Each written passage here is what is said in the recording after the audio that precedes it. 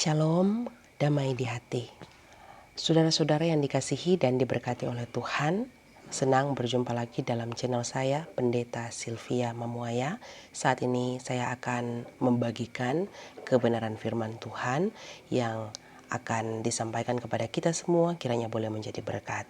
Dan karena itu sebelum membaca Alkitab, merenungkan firman-Nya, kita mohon tuntunan dari Tuhan dalam doa. Mari berdoa. Tuhan Allah, terima kasih. Berkat kemurahan-Mu di hidup kami dimungkinkan lagi menikmati hari di hidup yang boleh Kau anugerahkan. Saat ini kami mau baca firman-Mu, merenungkannya untuk menjadi pedoman di kehidupan kami sebagai orang-orang percaya, agar kami boleh tahu jalan yang harus kami tempuh, karena firman-Mu menerangi sebagai pelita dan suluh bagi langkah perjalanan hidup kami. Mohon ampun salah dan dosa kami, pakailah hamba-Mu dalam memberitakan firman, menjangkau sebanyak mungkin orang yang bisa menerima berkat dari firman di saat ini. Berfirmanlah bagi kami ya Tuhan, biar kehendak-Mu yang jadi, bukan kehendak kami. Demi Kristus Tuhan, firman yang hidup. Amin. Bapak Ibu, kita akan membaca bersama di saat ini dalam kitab Yeremia pasal 29, Yeremia 29 ayat 1 hingga ayatnya yang ke-9. Surat kiriman kepada orang-orang buangan di Babel. Beginilah bunyi surat yang dikirim oleh Nabi Yeremia dari Yerusalem kepada tua-tua di antara orang buangan, kepada imam-imam, kepada nabi-nabi, dan kepada seluruh rakyat yang telah diangkut ke dalam pembuangan oleh Nebukadnezar dari Yerusalem ke Babel. Itu terjadi sesudah Raja Yekonya beserta ibu suri, pegawai-pegawai istana, pemuka-pemuka Yehuda dan Yerusalem, tukang dan pandai besi telah keluar dari Yerusalem. Surat itu dikirim dengan perantaraan Elasa bin Safan dan Gemaria bin Hilkia yang diutus oleh Sedekia, Raja Yehuda ke Babel kepada Nebukadnezar, Raja Babel. Bunyinya, beginilah firman Tuhan semesta alam Allah Israel kepada semua orang buangan yang diangkut ke dalam pembuangan dari Yerusalem ke Babel. Dirikanlah rumah untuk kamu diami. Buatlah kebun untuk kamu nikmati hasilnya. Ambillah istri untuk memperanakkan anak laki-laki dan perempuan. Ambilkanlah istri bagi anakmu laki-laki dan carikanlah suami bagi anakmu perempuan, supaya mereka melahirkan anak laki-laki dan perempuan, agar di sana kamu bertambah banyak dan jangan berkurang. Usahakanlah kesejahteraan kota kemana kamu aku buang, dan berdoalah untuk kota itu kepada Tuhan, sebab kesejahteraannya adalah kesejahteraanmu. Sungguh, beginilah firman Tuhan semesta alam Allah Israel. Janganlah kamu diperdayakan oleh nabi-nabimu yang ada di tengah-tengahmu dan oleh juru-juru tenungmu. Dan janganlah kamu dengarkan mimpi-mimpi yang mereka mimpikan.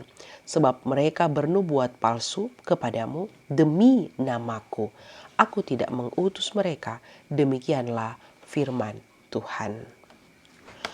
Saudara-saudara yang dikasihi dan diberkati oleh Tuhan, baik bacaan kita, tapi juga 2 Raja-Raja pasal 24 ayat 8 sampai 17 sebenarnya linier.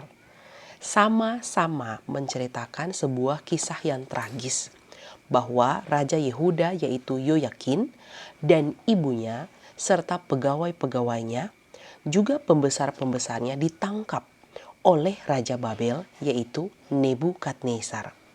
Mereka diangkut ke Babel bersama barang-barang perbendaraan istana, para tukang dan pandai besi, orang gagah perkasa, dan tawanan. Tetapi orang-orang lemah dari rakyat negeri dikatakan ditinggalkan di Yerusalem. Mengapa kaum Yehuda sampai diangkut ke Babel? Karena mereka sebenarnya kalah dalam perang dengan Babel. Babel datang ke tempat mereka dan membuat mereka terperangkap di kandang sendiri. Mengapa mereka sampai ditangkap oleh kerajaan Babel? Karena sebagai bangsa, baik Yehuda, tapi juga Yoyakin atau yang disebut bacaan kita Yekonya sebagai raja dari bangsa Yehuda sebenarnya sudah melakukan apa yang jahat di mata Tuhan. Maka saat sebagian orang Yehuda, dikatakan bacaan kita, mereka telah berada di Babel, Yeremia sebagai nabi Tuhan yang masih berada di Yerusalem mengirimkan surat. Surat yang dikirim melalui Elasa bin Safan dan Gemaria bin Hilkia yang berisi bahwa Tuhan Allah semesta alam telah berfirman agar mereka mendirikan rumah, kebun dan menikahkan anak-anak mereka supaya sebagai bangsa mereka bertambah banyak dan jangan berkurang. Dan supaya mereka mengusahakan kesejahteraan kota dan berdoa untuk kota kemana mereka telah dibuang. Sebab kesejahteraan Babel adalah juga kesejahteraan mereka. Tuhan berkehendak agar Yehuda berdoa bagi Babel dan terus mengusahakan kesejahteraan Babel dan bukannya bersungut-sungut atas pembuangan yang mereka alami. Tuhan berkehendak agar mereka tidak tinggal berdiam diri di Babel, berkeluh kesah, marah-marah, berdiam dalam kebingungan ataupun mengutuk-ngutuki Babel karena mereka dibawa ke sana. Tetapi mengupayakan kesejahteraan Babel. Tuhan berkehendak menghukum mereka dan terbuang ke sana akibat dosa-dosa mereka. Tetapi dalam hubungan dengan dosa, ini tidak berindikasi bahwa Tuhan yang membuat mereka berdosa sehingga mereka terbuang ke Babel.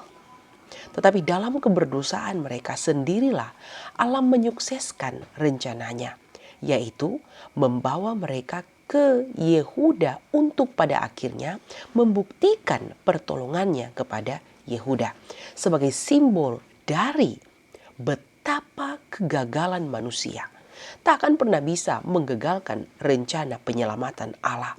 Baik untuk membawa Yehuda pada akhirnya bisa keluar dari Babel setelah 70 tahun, tetapi juga menjadi gambaran dari bagaimana Kristus membawa keselamatan itu bukan oleh baiknya manusia, apalagi penerimaan dunia pada dirinya, tetapi memberikannya sebagai sebuah hadiah. Roma 4 ayat 4-5. Maka pentinglah kita tahu bahwa Tuhanlah yang menyelamatkan dunia ini. Dan bukan amal perbuatan baik, bahkan pun kesalehan manusia sesuci apapun itu. Sebab Yesaya 64 ayat 6 berkata bahwa kesalehan manusia itu seperti kain kotor. Maka bagaimana mungkin kita benar-benar bisa membawa diri kita kepada Allah?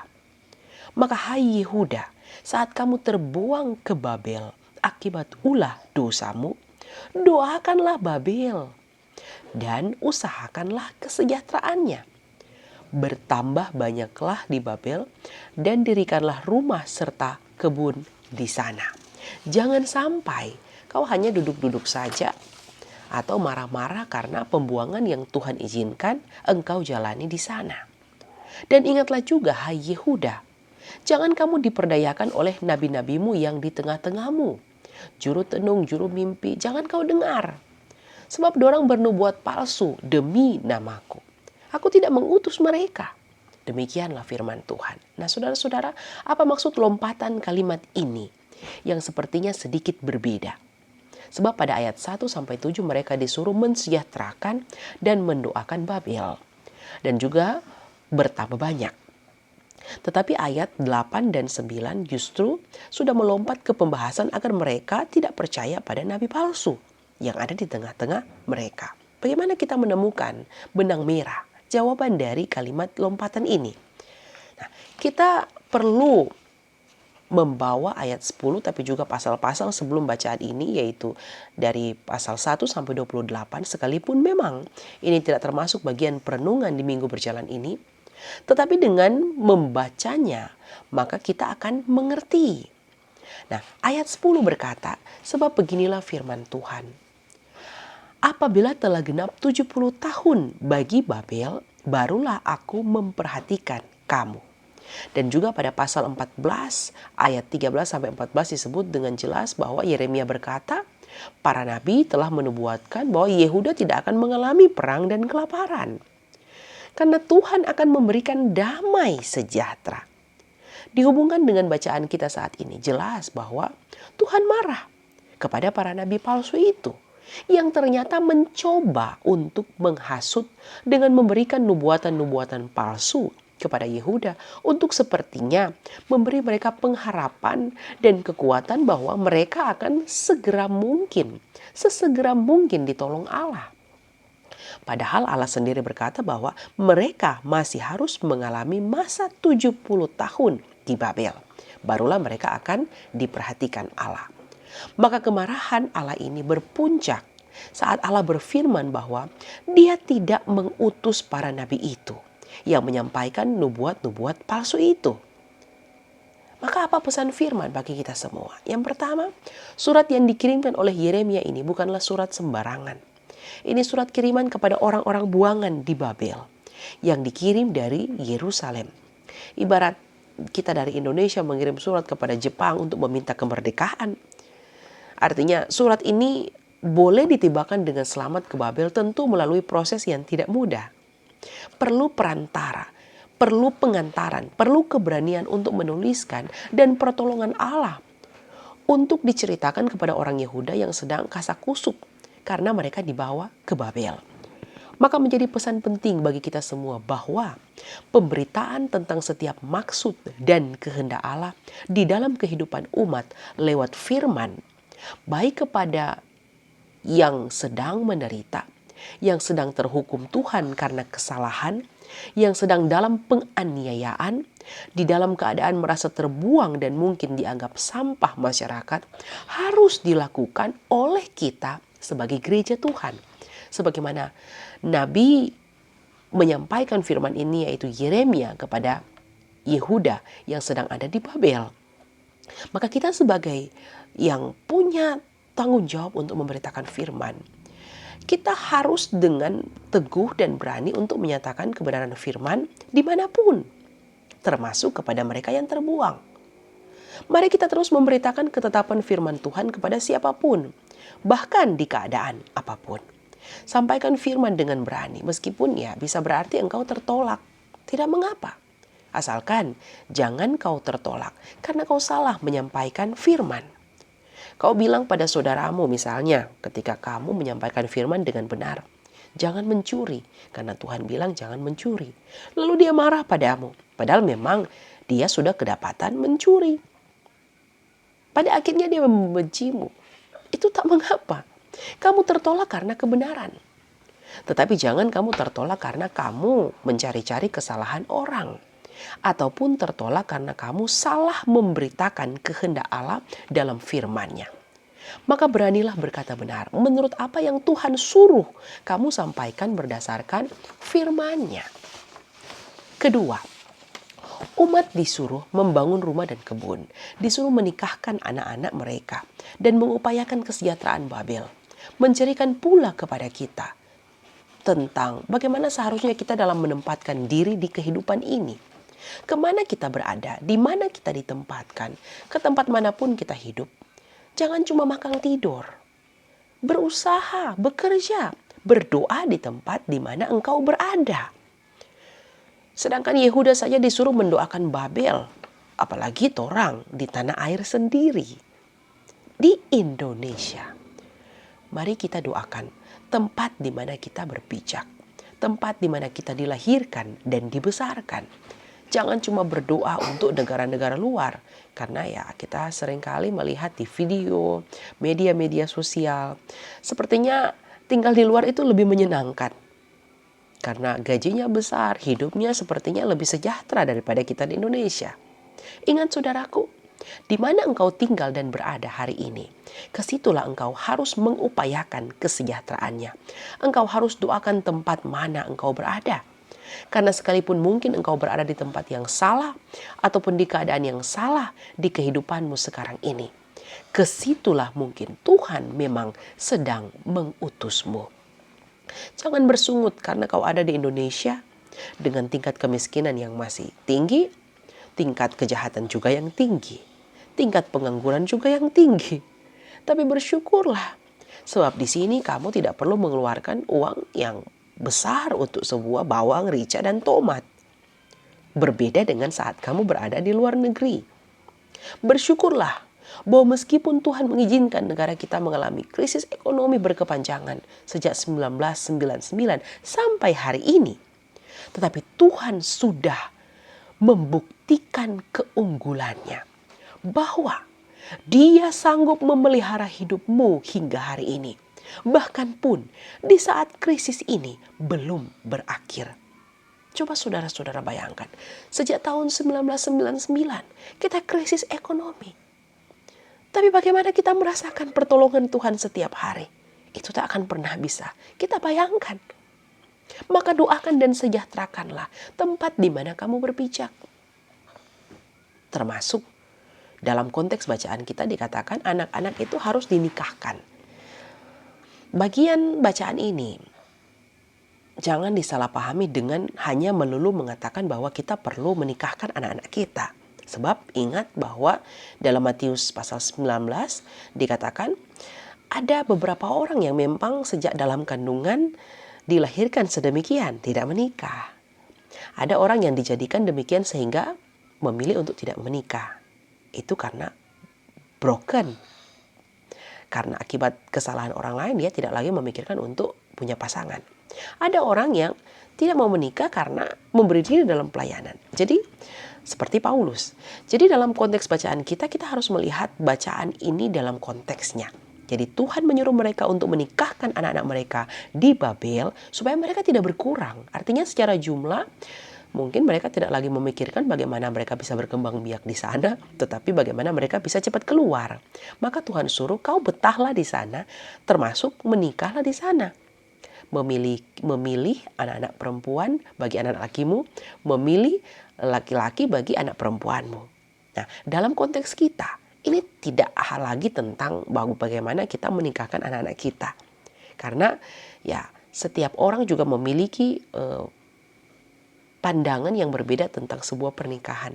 Tetapi yang paling penting adalah kita perlu menjaga jumlah kita. Namun ingat, dunia ini, tempat di mana kita bernaung, kalau dia sudah cukup padat, apakah masih konteks untuk mengatakan bahwa kita perlu bertambah banyak di situ? Nah, yang paling penting adalah bagian bacaan ini mengikhtiarkan tentang bagaimana mereka sebagai sebuah bangsa jangan sampai berkurang. Maka dalam bacaan kita di konteks kita saat ini mungkin lebih pas untuk mengatakan bahwa dari segi jumlah kita tidak boleh sampai berkurang. Tetapi ingat, tujuan kita bukan hanya sekedar menikahkan anak cucu kita, tetapi bagaimana kita menjawab panggilan Tuhan. Apa yang Tuhan suruh? Kalau Tuhan suruh Yehuda menikahkan anak-anak mereka, maka dalam bacaan, dalam konteks kita saat ini, apa yang Tuhan suruh tentang sebuah pernikahan? Misalnya, kita menjaga kehidupan bersama pernikahan dari anggota-anggota jemaat kita. Bagaimana kita membuat pernikahan itu tetap kuat dalam pertolongan Tuhan. Bukan lagi tentang bagaimana berkembang biak, meskipun tentu itu adalah salah satu perintah yang Tuhan sampaikan. Tetapi dalam konteks masa lalu, dunia ini masih belum penuh. Dalam konteks sekarang, dunia ini sudah penuh. Nah, pesan yang ketiga, berhati-hatilah dengan setiap nubuatan nabi-nabi Tuhan. Ada nabi yang benar, ada nabi yang palsu. Membedakannya bagaimana? Saudara perlu membaca Alkitab sebagai jemaat.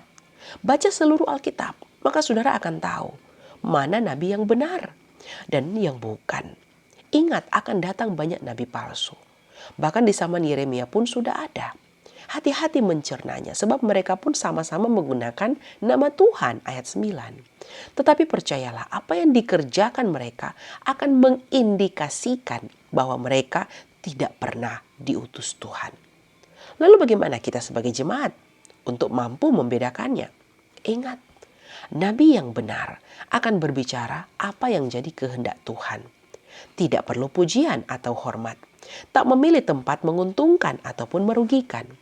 Tak memusingkan diterima ataupun ditolak. Dia akan memberitakan firman tanpa kompromi. Dan dia pasti tidak akan menambah-nambah ataupun mengurangi pesan-pesan firman yang sudah jelas tertulis dalam Alkitab. Berbeda dengan nabi palsu.